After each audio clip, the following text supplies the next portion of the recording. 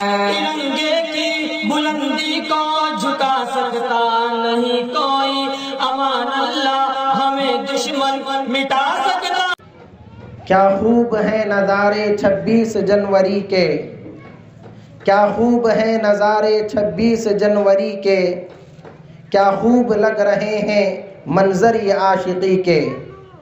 بچوں سے کہہ رہی ہیں خوش ہو کہ آج مائیں، بچوں سے کہہ رہی ہیں خوش ہو کہ آج مائیں، ہاتھوں میں لے کے پرچم بھارت کا لہلہائیں۔ سب ایک ساتھ مل کر خوشیوں کے گیت گائیں، سب ایک ساتھ مل کر خوشیوں کے گیت گائیں، 26 جنوری ہے دنیا کو یہ بتائیں۔ محترم و مکرم حضرات علماء و حفاظ عظام اور مہمانان عظام، بزرگان دین اور عزیز ساتھیوں اور پیارے بچوں، میں بغیر کسی تعویل کے اصل مقصد پر آنا چاہتا ہوں۔ ہم سب مسلمان ہیں، تو مسلمان ہونے کے ناطے ہمیں مذہب اسلام سے باخبر ہونا ضروری ہے، اور دوسرے نمبر پر ہم ہندوستانی ہیں، تو ہندوستانی ہونے کی وجہ سے ہمیں ہندوستان کی تاریخ سے باخبر رہنا ضروری ہے۔ مسلمان ہیں تو اسلام سے باخبر ہوں، اسلام کی تاریخ کو، اسلام کی ہسٹری کو جانیں۔ ہم ہندوستانی ہیں، بھارت کے عزت دار شہری ہیں، تو ہمیں ہندوستان کی تاریخ کا، ہندوستان کی ہسٹری کا بھی علم ہونا چاہیے۔ حضرات، آج اگر ہم کسی سے پوچھیں یا ہم پوچھتے ہیں کہ ہندوستان کی آزادی کی تاریخ کہاں سے شروع ہوتی ہے، تو جواب ہمیں ملتا ہے کہ 1857 سے ہندوستان کی جنگ آزادی کا آغاز ہوا، ہندوستان کی آزادی کے لیے تحریک شروع ہوئی، اس لیے کہ اسکولوں کے اندر یہی پڑھایا جاتا ہے، کالجوں کے اندر، یونیورسٹیوں کے اندر یہی بتایا جاتا ہے، پرنٹ میڈیا، الیکٹرانک میڈیا یہی بتاتا ہے کہ 1857 سے جنگ آزادی کا آغاز ہوا۔ حالانکہ صحیح بات یہ ہے، میں کھلے آسمان کے نیچے حضرات علماء کی موجودگی میں اور آپ حضرات کو گواہ بنا کر ڈنکے کی چوٹ پر ہزاروں لاکھوں مرتبہ قسم کھا کر یہ بات کہتا ہوں کہ 1857 سے جنگ آزادی کا آغاز ہوا، یہ سراسر غلط ہے، یہ سراسر جھوٹ ہے۔ ایک بہت بڑی سازش کے ذریعے، ایک بہت بڑی مکاری کے ذریعے تاریخ کو چھپایا گیا، تاریخ کو مسخ کیا گیا، ہسٹری کو داغدار کیا گیا۔ حالانکہ اصل بات یہ ہے کہ ہندوستان کی آزادی کے لیے تحریک کا آغاز 1754 ہی میں ہو چکا تھا۔ ابھی حضرت نے نظامت میں شروع میں جیسا کہا کہ نواب سراج الدولہ 1757 میں شہید ہوئے، لیکن نواب سراج الدولہ کے نانا وردی علی خان نے انگریزوں کے ناپاک عزائم کو، انگریزوں کے ناپاک ارادوں کو بھانپ لیا تھا۔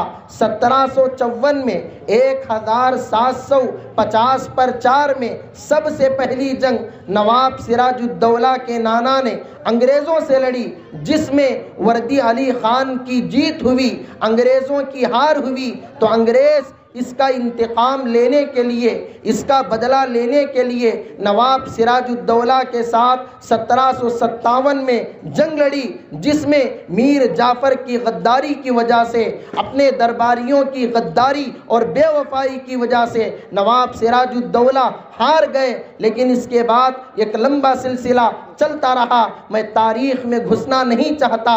1799 میں ہمارے اسی ملک میں، ہماری اسی ریاست کے شیر میسور حضرت ٹیپو سلطان شہید رحمت اللہ علیہ شہید ہوئے۔ پھر اس کے بعد 1803 میں شاہ ولی اللہ محدث دہلوی کے بیٹے شاہ عبدالعزیز محدث دہلوی رحمت اللہ علیہ نے ایک فتویٰ دیا وہ فتویٰ یہ تھا کہ ہندوستان دارالحرب ہو چکا ہے، ہندوستان غلام ہو چکا ہے۔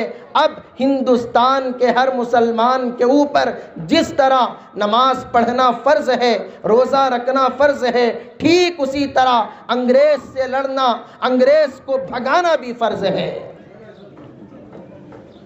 1803 کے اندر انگریزوں نے، اس وقت کے بادشاہ تھے شاہ عالم ثانی، ان سے ایک لیٹر لکھوایا جس میں کہا گیا کہ خلق خدا کی، ملک بادشاہ سلامت کا اور حکم ایسٹ انڈیا کمپنی کا۔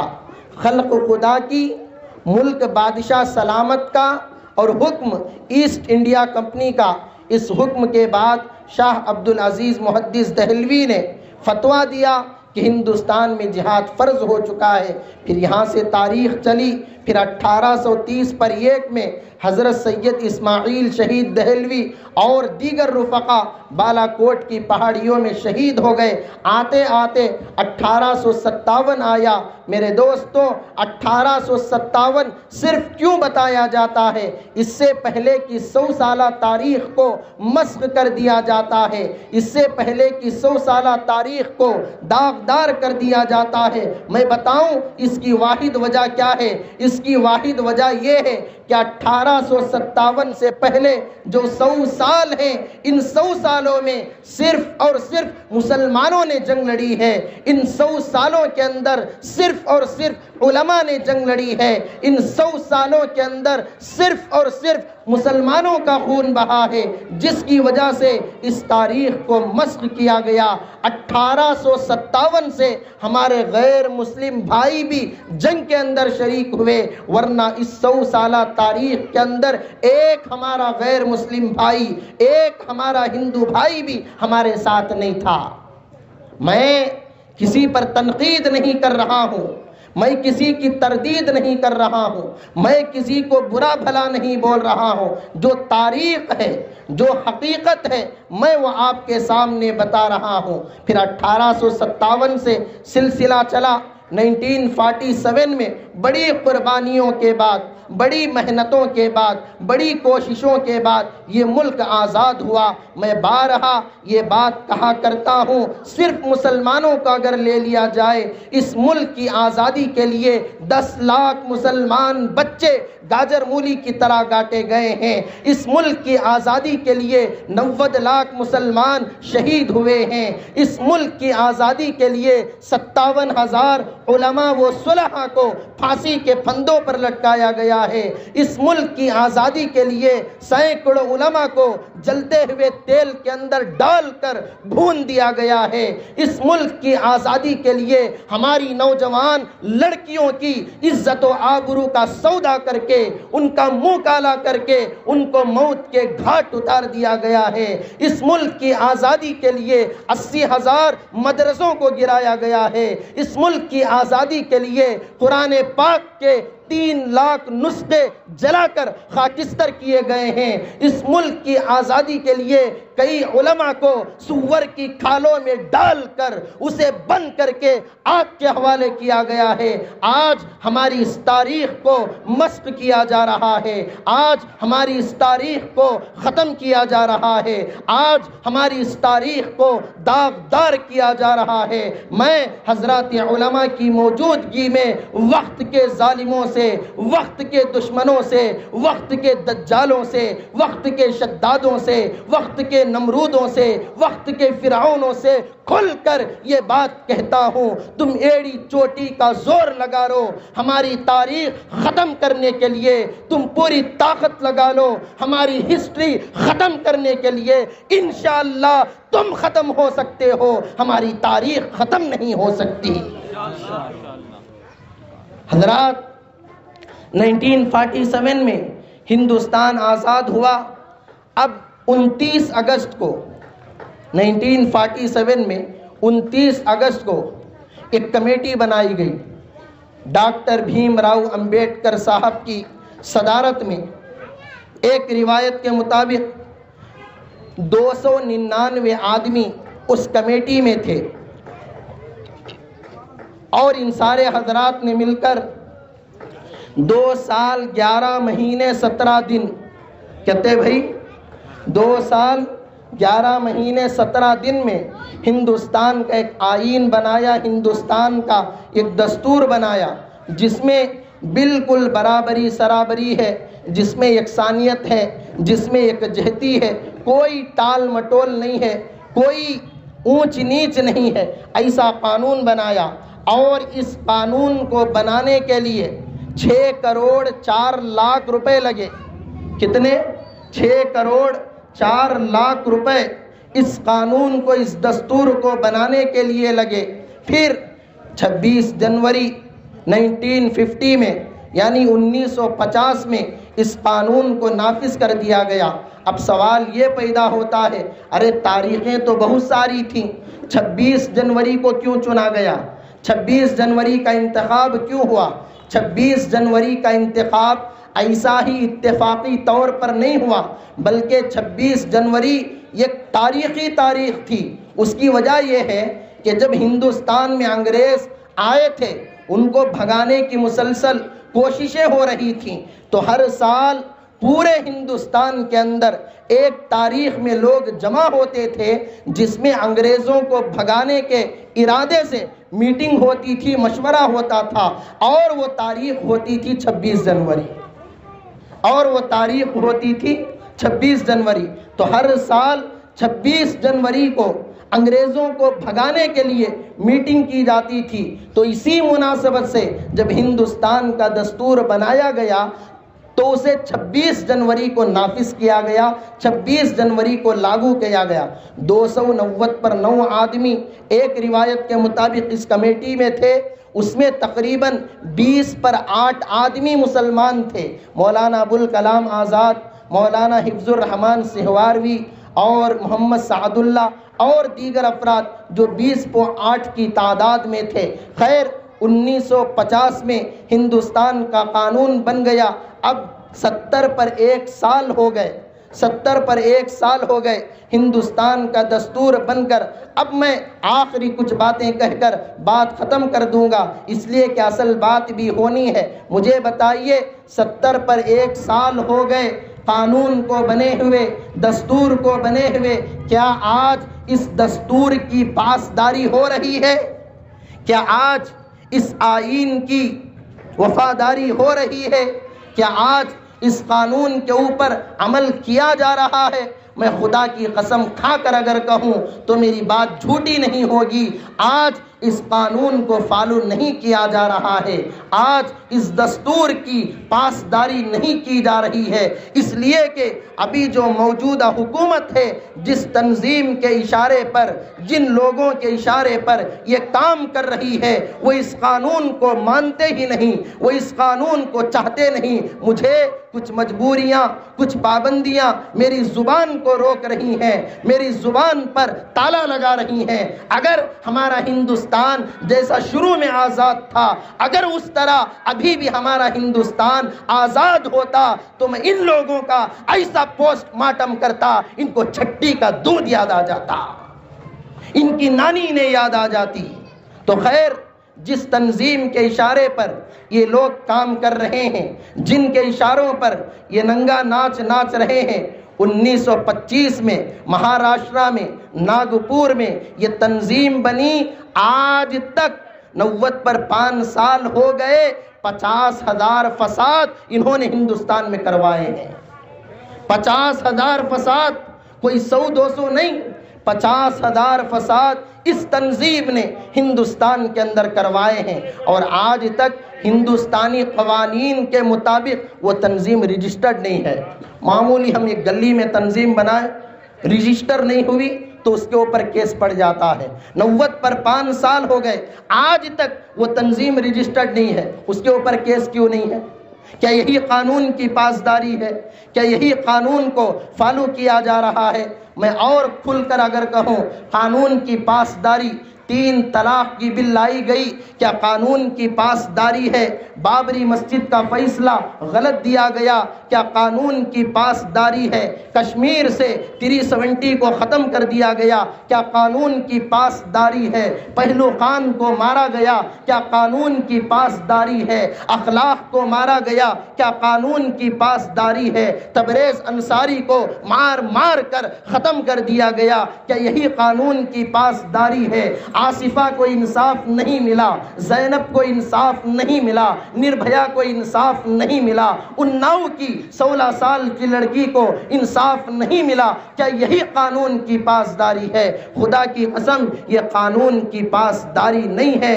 آج جو NRC CAA NPR لے کر آئے ہیں یہ بھی قانون کی پاسداری نہیں ہے، قانون کی خلاف ورزی ہے، قانون کی خلاف ورزی ہے، قانون کو داغدار کیا جا رہا ہے۔ میں سلام کرتا ہوں شاہین باغ کی ان مجاہد عورتوں کو، میں سلام کرتا ہوں شاہین باغ کی ان جرأت مند ماؤں اور بہنوں کو جنہوں نے دستور کی حفاظت کے لیے، جنہوں نے قانون کی حفاظت کے لیے دن رات ایک کر کے تقریباً 1.5 مہینے سے ایک جگہ بیٹھی ہوئی ہیں۔ میں سلام کرتا ہوں ہندوستان کے چپے چپے میں جو شاہین باغ بنا رہے ہیں، احتجاج کر رہے ہیں، اسٹرائک کر رہے ہیں، مظاہرے کر رہے ہیں قانون کی حفاظت کے لیے۔ ظالم حکومت کان کھول کر سن لے، اگر دستور کی پاسداری نہیں کی جائے گی، قانون کی پاسداری نہیں کی جائے گی اور ان کالے قوانین کو نہیں ہٹایا جائے گا، انشاءاللہ ہندوستان کے چپے چپے میں شاہین باغ ہوگا، ہندوستان کے چپے چپے میں ہندوستان کی جنگ آزادی کی تاریخ کو دہرایا جائے گا۔ اس لیے میرے دوستوں آپ سے گزارش ہے، اب میری بات کا خلاصہ کیا ہے؟ صرف 2 باتیں ہیں۔ ہم مسلمان ہیں تو ہم مرنا گوارا کر لیں گے لیکن اسلام کو نہیں چھوڑیں گے، پہلی بات۔ دوسری بات، ہم ہندوستانی ہیں تو ہندوستانی ہونے کی وجہ سے ہمارے آبا و اجداد نے اس ملک کے لیے قربانیاں دی ہیں، خون بہایا ہے۔ میں ڈنکے کی چوٹ پر کہتا ہوں ہمارے آبا و اجداد نے اس ملک کے لیے جتنا خون بہایا ہے غیروں کا اتنا پسینہ بھی نہیں بہا، غیروں کا اتنا پسینہ بھی نہیں بہا، تو ہم یہ ملک بھی نہیں چھوڑیں گے۔ آخری اشعار سن لیں پھر حضرت کی بات ہوگی۔ آپ آج تو سب کے سب خلاف ہیں نا، ہمارے سب خلاف ہیں، ہونے دو جان تھوڑی ہے، سب خلاف ہیں، ہونے دو جان تھوڑی ہے، یہ سب دھواں ہے آسمان تھوڑی ہے، یہ سب دھواں ہے آسمان تھوڑی ہے۔ ارے میاں ہماری زبان سے جو نکلے وہی صداقت ہے، وہی سچائی ہے، ہماری زبان سے جو نکلے وہی صداقت ہے، ہمارے منہ میں تمہاری زبان تھوڑی ہے، ہمارے منہ میں تمہاری زبان تھوڑی ہے۔ آگ لگانے کی بات کی جا رہی ہے، گھروں کو ختم کرنے کی بات کی جا رہی ہے۔ سنو، لگے گی آگ تو آئیں گے گھر کئی زد میں، لگے گی آگ تو آئیں گے گھر کئی زد میں، یہاں پہ صرف ہمارا مکان تھوڑی ہے، یہاں پہ صرف ہمارا مکان تھوڑی ہے۔ آج جو صاحب مسند ہیں، آج جو کرسیوں پر بیٹھے ہوئے ہیں، اقتدار پر بیٹھے ہوئے ہیں، وہ سمجھتے ہیں ان کا سورج کبھی غروب نہیں ہوگا، ان کا زوال نہیں آئے گا۔ کان کھول کر سنو، آج جو صاحب مسند ہیں وہ کل نہیں ہوں گے، آج جو صاحب مسند ہیں وہ کل نہیں ہوں گے، کرایہ دار ہیں ذاتی مکان تھوڑی ہے، کرایہ دار ہے ذاتی مکان تھوڑی ہے۔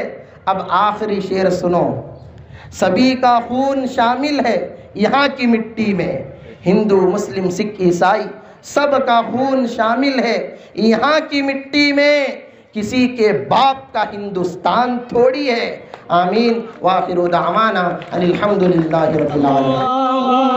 صل على سيدنا محمد اللهم صل على سيدنا